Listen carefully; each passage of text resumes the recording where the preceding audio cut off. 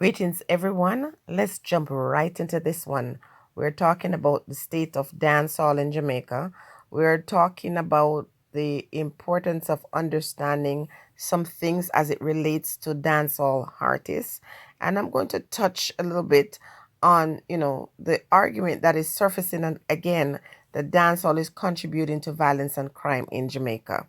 I'm also going to talk about the hypocrisy that exists with the Jamaican people as it relates to dancehall and other, discussions that we're having now. First and foremost, understand that dancehall comes from impoverished neighborhoods, from individuals who have found music as a vehicle, and in representing their condition, they have used dancehall to express, you know, their feelings, and of course, mostly that opportunity to escape poverty. Keep that in the forefront of your mind. Now, because these artists are usually from, inner city communities that have been ignored by the Jamaican society for the most part, I have to stop and look at it carefully before I can do this assessment. When you think about these dancehall artists using music as a vehicle to escape extreme poverty, and then you hear the argument from people who've had opportunity and chance that many of these individuals have not had, to then expect them to come and stand up as this standard of virtue. Remember, those who have opportunity, to those who have been given much, much is expected. And that's not to say that dancehall artists should remain, in that low frequency or low vibration. I'm not saying that. I'm just saying, to be asking so much from these some of these artists, it's very hypocritical, because they lived on the fringes of the Jamaican society and have used the music as a vehicle to escape. And people who have had so many opportunities, so much exposure, expect these ones to be the standard for which the Jamaican society should look forward. I don't get that. I don't understand that. When you live in a community of affluence or environment of affluence, you're going to be exposed to more positive things. Those who come from the city banks and, the fringes of Jamaican society is now asked to be that bastion of hope and, purity. And I don't get that, because dancehall is really this grassroots, grungy kind of storytelling. It's not going to be clean and polished. It's raw. Now, I'm not saying that dancehall couldn't benefit from its artists being more creative to the point where they want their music to be exposed around the world. Just sticking on lyrics that just shows no depth, in terms of how they proliferate the whole or endorse the whole thing about violence in Jamaica. Like, they could do something about that, because I don't think dancehall is causing crime in Jamaica, but I think dancehall highlights it. And for the individuals who are not well learned, or the individuals who are just kind of operating on that low frequency, they will misunderstand that and think that it's being promoted. When Vibes Cartel was incarcerated, people were celebrating to say, yes, we got to get him off the road, because his violent lyrics and his lewd, songs are helping to promote, that negative image of Jamaica, or the young people are gravitated towards him and is a bad influence. But he's been in prison for quite a number of years, and the violence have increased since he's been incarcerated.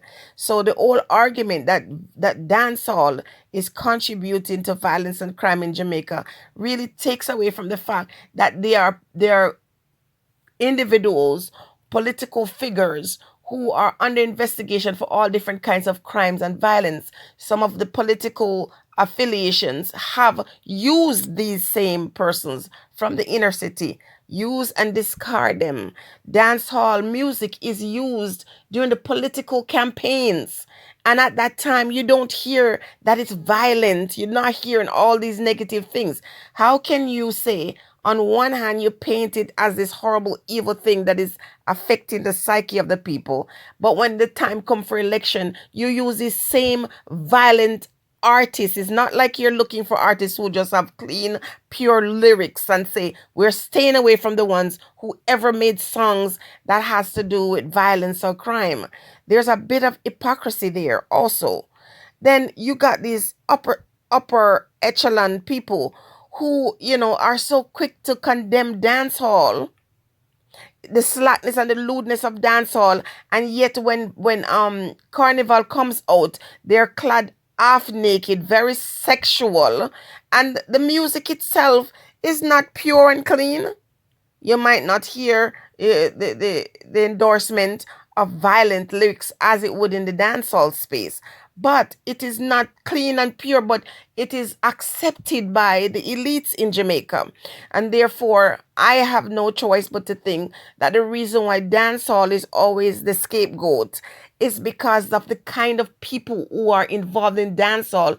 They come from those impoverished neighborhoods. And, for some reason, people in Jamaica don't want to see the poor people prosper. They don't. They don't want to see these individuals come out. And so they'll go and they'll blame them for these terrible crimes in Jamaica. I'm not saying that the artists don't need to be more creative, because sometimes when I hear some of the lyrics and hear people referring to themselves as artists, it just, put me in a place where I have to say, really? There was a time when you were called an artist and you'd have to do the work. You would have to produce content that was not just staying in Jamaica, but was expanding outside of our borders. And if you are an artist and all you can think about is the same type of lyric that doesn't edify, then you are not very creative.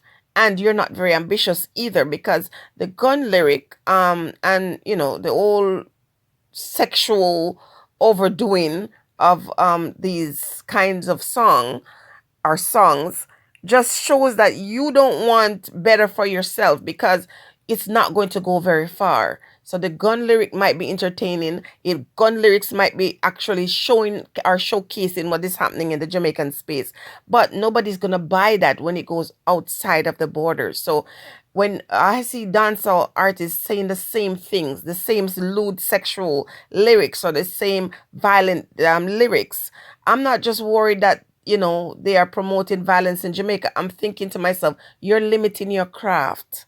That's where my problem is with dancehall. Creativity should be there. If you have the audience, now that you have the audience, you can do something. You can compete with yourself to say, you know what, I want to gain a bigger audience. I'm going to produce lyrics and content that the old lady or the children or, other persons from other culture can endorse. So I'm thinking about limitation when I criticize dancehall, but I'm not going to join anybody in saying that they're responsible for crimes and violence in Jamaica, because there are some individuals in the world right now, they're creating a kind of violence against humanity.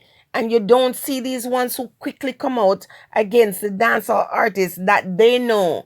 They're ready to demonize them and saying that they're evil. And yet you see persons in the midst of Jamaica creating some great atrocity in this time, joining forces with some devils in the world, doing some horrible things. But none of these ones who quickly call out dancehall are not prepared to call out these other demons in the world. Why? Because these are poor people. Some years ago, one of our greatest legends moved from his countryside to live in the city. And when he went there, individuals who feel like Jamaica belongs to them and great things only should be happening to them and their children said that this great legend should go back where he comes from. And that is the nature of the people, when they see these poor ones who fight or claw their way out of poverty and come to mainstream and can now live in the same community as themselves, when they think that they have old money.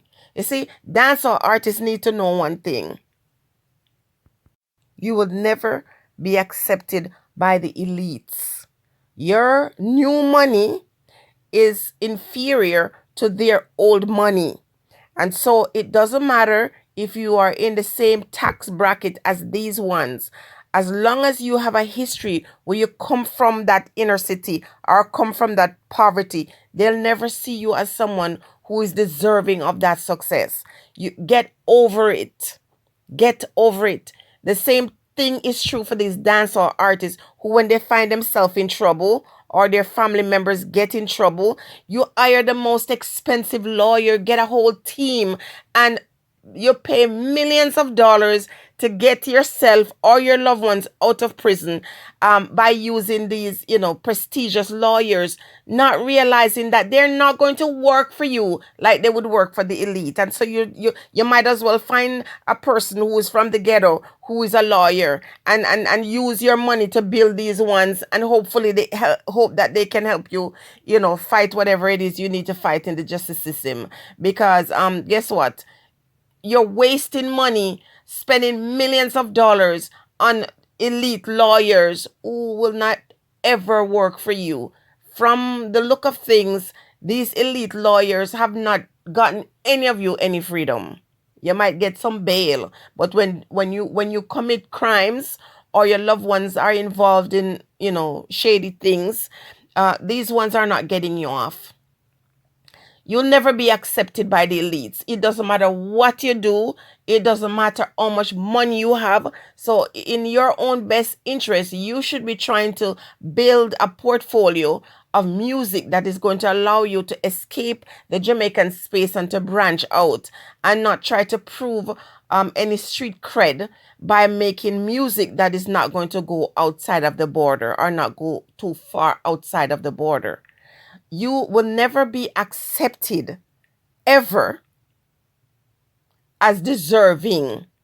It doesn't matter how clean your lyric is or how much, once you come from that background, you're going to have to live with that. Therefore, dancehall artists now have to say to themselves, your money doesn't go very far. It's not very valuable. It doesn't have the same value as those of the elite. And so you can't now find yourself with some opportunity to escape poverty and be pushing badness. You can't be anything less than above par. You have to be out there promoting yourself and your music in a very positive light. Because remember, because of where you come from, society, or the prejudiced society of Jamaica, or the elites in the Jamaican society, is never ever going to accept you. They're just not going to accept you. So you have to get over it. Let me summarize what many dancehall artists have suffered trauma in their life. Stop expecting them to raise your children. The areas where most dancehall people are from are scorned. Stop expecting them to come out here and be this pillar of virtue. The ones who have the power to cancel dancehall will try to cancel dancehall because they don't like the fact that these guys are on the same level as themselves. Violent and lewd lyrics harm the artist and not the nation. Stay blessed, everybody.